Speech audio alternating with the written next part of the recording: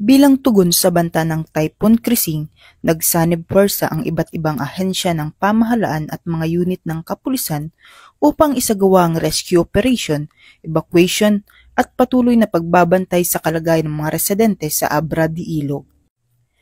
Dakong 4:00 ng hapon nito lamang Lunes, nagsagawa ng rescue operation sa Kabilang Ilog, Barangay Wawa. Pinangunahan ito ng 42nd B Maneuver Company RMF-B4B, katuwang ang mga tauhan ng Abra de Ilog Municipal Police Station, Municipal Disaster Risk Reduction and Management Office, Bureau of Fire Protection, Philippine Coast Guard at mga opisyal ng Barangay Wawa.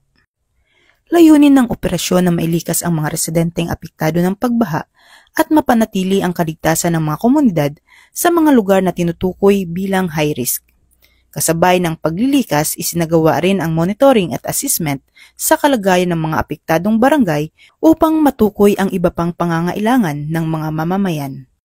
Samantala, patuloy rin ang isinagawang barangay visitation at police visibility ng mga tauhan ng Abra de Ilog MPS bilang bahagi ng kanilang inisyatiba na makipag-ugnayan sa mga lokal na opisyal at komunidad upang mapanatili ang kaayusan, mapabilis ang koordinasyon at matiyak ang kahandaan sa panahon ng sakuna. Ang pagkakaisa ng mga ahensyang ito ay patunay ng dedikasyon at malasakit ng mga lingkod bayan sa pagprotekta sa buhay at kaligtasan ng bawat mamamayan, lalo na sa panahon ng krisis dulot ng kalamidad. Mula dito sa Home of the Police Eco Warriors, Calapan City, Oriental, Mindoro, ako ang inyong PNN correspondent, Patrolwoman Dara Falogni, alagad ng batas, tagataguyod ng Balitang Pulis.